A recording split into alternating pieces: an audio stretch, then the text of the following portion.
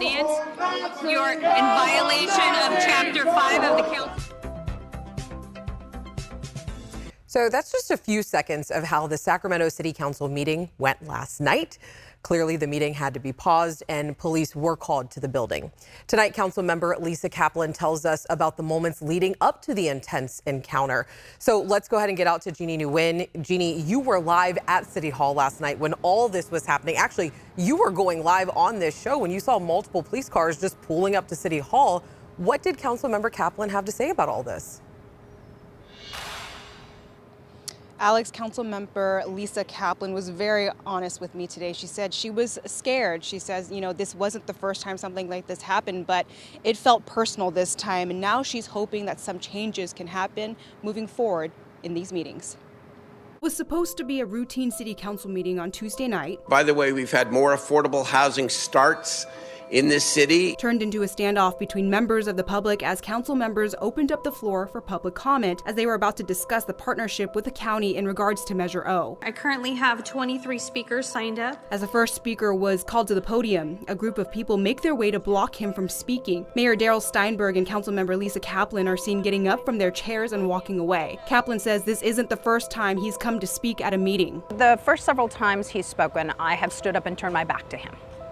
At what point do we say, this is unacceptable? He is vile. He has a First Amendment right to speak that vile, not a First Amendment right to incite violence. ABC 10 is choosing to not air the audio, but in previous meetings, Kaplan says that same man has shown up and made anti-Semitic comments to the council members. He has been identified as a member of the Proud Boys, a group that has been labeled a hate group. As someone who is Jewish, Kaplan says she feared for her safety. You don't show up at City Council with mask on your face when you don't believe in masks.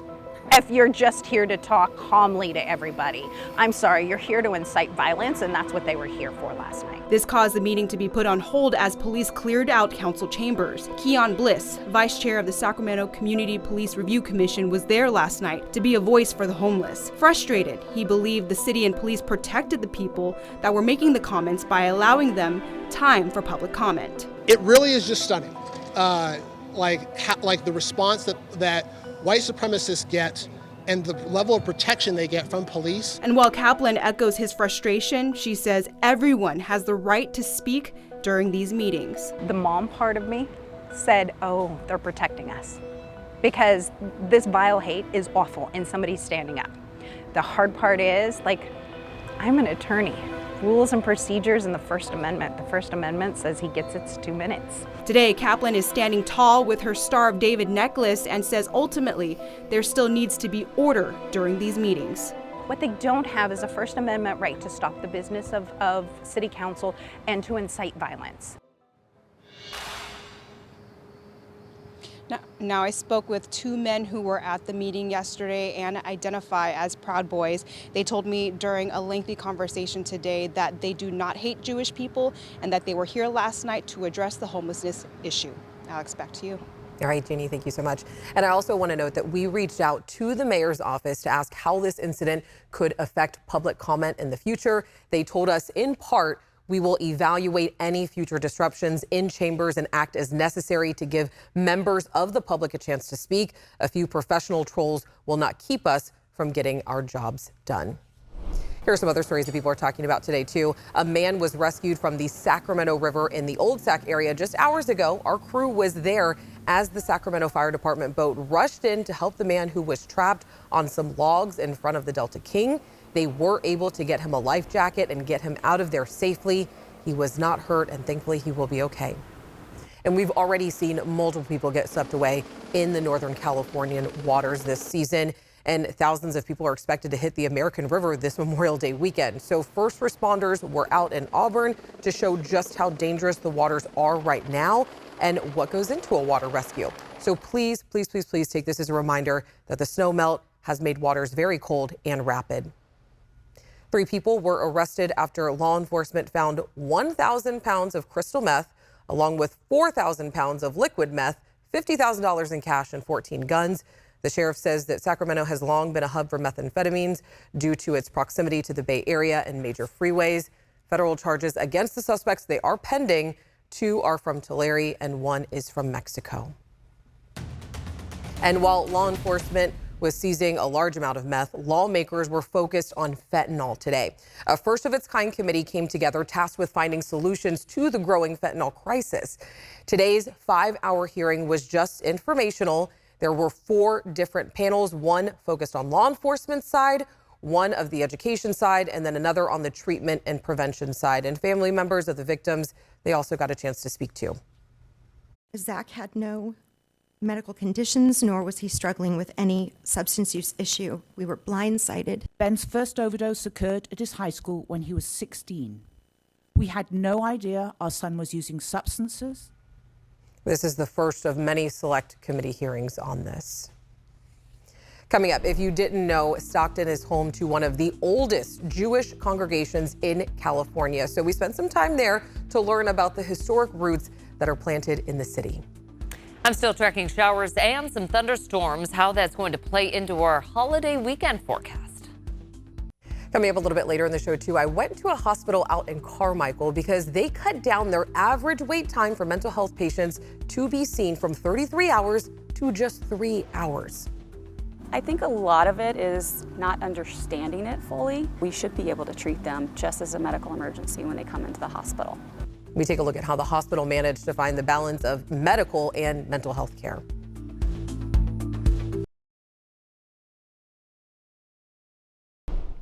All right, taking a live look at Sacramento right now. Let's just take a second to appreciate how incredible the weather has been. Although, Monica, I will say, my allergies were insane last week. I was worried. Right. I know. That's the one thing is with some of these mild conditions, a lot more people spend time outdoors, right? So we are going to continue to track some of those showers and thunderstorms in the Sierra down low for the valley. A persistent weather pattern that is basically going to keep everything that we've been experiencing in the forecast. We'll see those showers start to taper off overnight, but reappear for the coming days. We've got a special weather statement in effect for the high country through tonight because of those thunderstorms, some outflow winds, heavy rain, possible flooding, hail, lightning.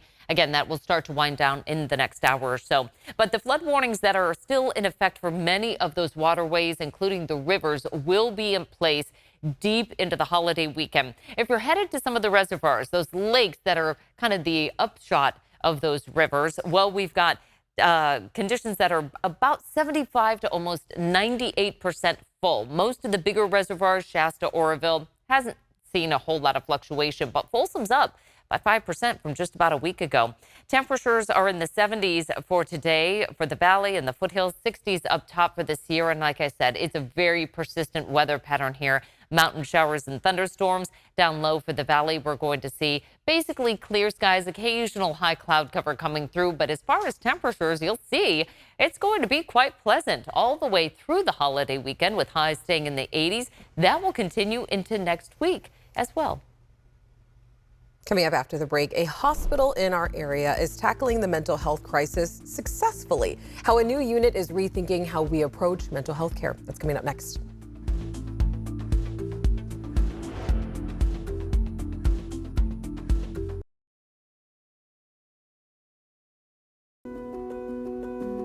May is Mental Health Awareness Month, and having access to the right care, it's critical, which can be hard if you have to sit in an emergency room just waiting to be seen. So the staff at Dignity Health's Mercy San Juan Medical Center tells me that their emergency department has been filled with people experiencing mental health crises, which put a strain on the hospital and really on patients. So in tonight's main point, we're getting a closer look at the changes that they have made to patient care that are working. Mercy San Juan Medical Center sees about 5,000 patients a month in their emergency room, and 400 of those patients are behavioral health related, a number that has steadily increased. Mercy San Juan Medical Center's president, Michael Corpiel, says before creating their crisis stabilization unit, the only place people could come to was the emergency room for mental health issues. We didn't really do a good job of handling patients and managing patients who came in with a mental health crisis. And so it really put pressure on emergency rooms like Mercy San Juan that are level 2 trauma centers. 33 hours was our average. Patients waiting for an inpatient psychiatric bed. And they're lined up in the hallway on gurneys, just waiting. not getting their needs met. Dignity Health, who operates Mercy San Juan, says many of the issues come down to not having resources readily available. I think a lot of it is not understanding it fully. We should be able to treat them just as a medical emergency when they come into the hospital. The medical needs trump the behavioral health needs in terms of room, space, and equipment. The hospital recognized this is an issue. We have to find a way to address this. Mercy San Juan Medical Center in Carmichael first opened their crisis stabilization unit in 2019 before the pandemic. Since then, Dignity Health's behavioral health program manager tells me that the need for services has only grown. We transfer them over here. This is where all of our experts in mental health are. We have psychiatrists, social workers, mental health nurses, peer support specialists, all who can really work directly with the client to see what their needs are and develop a safe treatment plan for them. And then so once patients go inside, then what happens? So I can go ahead and show you, but our nursing staff takes over from here to get them set up and get them familiar with what they can expect while they're here. To protect patients' privacy, we did not bring our cameras inside the CSU. But what we witnessed is patients are immediately being greeted by a staff member in the quiet space away from the emergency room. All diagnoses, all types of issues that arise, whether it's somebody who's acutely suicidal, somebody who might be in a psychotic episode, either due to their pre-existing condition or under the influence of street drugs. The CSU's medical director says most people they treat and assess are able to be stabilized and discharged within 24 hours of seeking care. It was modeled on a model of care called EMPATH, which is the acronym for Emergency Psychiatric Assessment and Treatment and Healing. The EMPATH model allows for patients to be cleared by the ER department and go straight to getting that specialized behavioral health care. And with the CSU, the average time for patients to get care has gone from 33 hours to 3.4. Now the CSU is a calming, healing, comfortable environment. Way back in the day, it was giving someone a sheet of paper with numbers on it. Hey, follow up with this clinic or follow up with this. Nowadays, we're doing a lot more of warm handoffs where we're setting people up with appointments with a counselor or a psychiatrist before they leave. The care is so comprehensive and it's so fast. We have a psychiatrist on site 10 hours a day who meets with our patients. So you say better outcomes and it's less expensive as a whole. Can you talk a little bit more about that? What we have seen prior to the CSU is that we would treat patients, and when they didn't really meet criteria for the inpatient setting, we would release them back into the community. And invariably, a high number of them would end up right back in our emergency room. The number of patients that have come back to the emergency room from their stay in the crisis stabilization unit has gone down tremendously. And after speaking with these doctors and nurses, I wanted to share a few takeaways. They say, one, don't be judgmental and understand that this person is in a true crisis situation, so do not minimize it. Secondly, get treatment and just be supportive. With treatment, people can recover. All right. Also in May, it's Jewish American Heritage Month, designated by an act of Congress in 2006. And it's really a time to celebrate the culture and contributions that Jewish people have made to the foundation of American society. Stockton's Temple Israel is one of the oldest Jewish congregations in California. Tonight, their rabbi shares the story of the historic roots it's built in the city. Take a look. Well, it's a great source of pride in sports and academia, in the arts. Everywhere you look, you see prominent Jews playing an important role. Judaism, in contrast to other faiths, is not just a religion. It is a culture. It does have an ethnic component to it. It has a long history, and we consider ourselves to be not just a faith, but a people. We are the oldest monotheistic faith. Our history goes back about 3,500 years. Jews came to Stockton with the California Gold Rush. Our congregation actually goes back to 1851 officially. We are one of the oldest congregations in the entire western United States. They came to Stockton because Stockton played an important role in the gold rush. The miners would come by riverboat as far as Stockton, And by and large, many of those merchants were Jews who came here for that reason. And they found congregations and communal organizations to support and help one another, and Jewish cemeteries. And our Jewish cemetery is a state historic landmark. It is the oldest Jewish cemetery west of the Rockies in continuous use. Throughout the years, the Jews have been very much a part of the development of the city, and some played prominent roles in government. We had Jewish mayors and members of the city council. Jews have been instrumental in starting a lot of the important nonprofits here. I'm the 21st rabbi to serve Temple Israel, and I have been here the longest of any rabbi. I'm serving now my 31st year. Temple Israel is the real center of Jewish life for Stockton.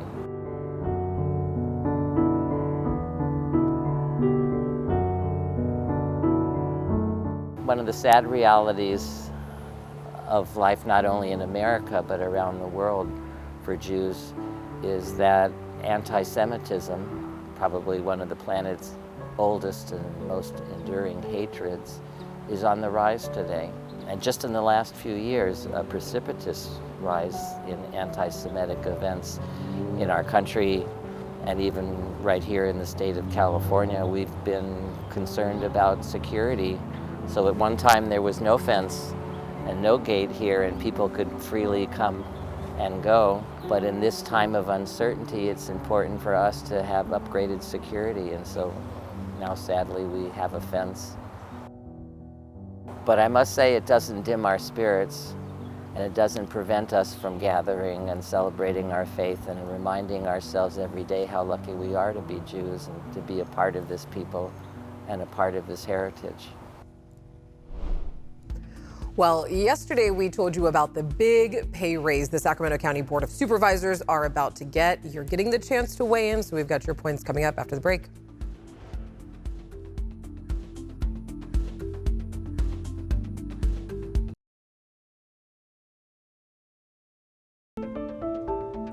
So starting in June, the Sacramento County Board of Supervisors will see a significant pay raise. As we told you yesterday, members voted to go from being paid about $127,000 a year to about $173,000 a year. Now, the county says that it was a long time coming, but some in the community are not happy about the raise. And you reached out. Let us know your true thoughts on this. Let's go ahead and get into it. Renee on my Facebook page wrote, no, they should not be allowed to vote on their own raises. Also, what about a performance evaluation process? Sounds like a lot of conflict of interest. James wrote, they voted themselves a raise of 20% while the rest of us citizens get 2 to 3%. Remember who is up for re-election and vote them out. Getting Bay Area wages while living in Sacramento County, shameful. And lastly, Priscilla wrote on our ABC 10 Facebook page in part saying, why should they be any different than the public? Earn it. So far, all I see are failures to do nothing. Now, there were a handful of similar comments with the same sentiment, and I just want to let you know we read all of them, so I just want to thank each and every one of you that wrote in and took the time. We do appreciate it. Also, just a side note, this pay increase is currently slated to take effect on June 4th. Of course, we'll be following this, and if you do want to hear more about the Board of Supervisors pay increase, we have that full story up right now on abc10.com. Of course, before we go, we want to show you exactly what we're working on for tomorrow, too. There's an area in Sacramento that many of us go to get some great food, but there's a little known history behind it. Little Saigon is a 2-mile stretch in South Sacramento that came about with the arrival of Vietnamese immigrants after the Vietnam War. Back in 2010, Sacramento City Council officially designated a portion of Stockton Boulevard as Little Saigon and became a cultural cornerstone for a lot of people. Little Saigon, for me, is kind of like the root. I grew up here. I grew up in Little Saigon. This is where I consider my home. My community exists here, and my bubble of happiness is on Little Saigon. And we're exploring this area and how it became a hub of diverse Asian foods, events, and local businesses. So don't miss this full story tomorrow at 6:30 on To The Point. Along with all of your news of the day, we'll have all you catching up on all the headlines that you need to know. But hey, if there is ever something that you think that we should be looking into, make sure you email me and the team at tothepoint@abc10.com. Hope you have a great night. I'll see you tomorrow.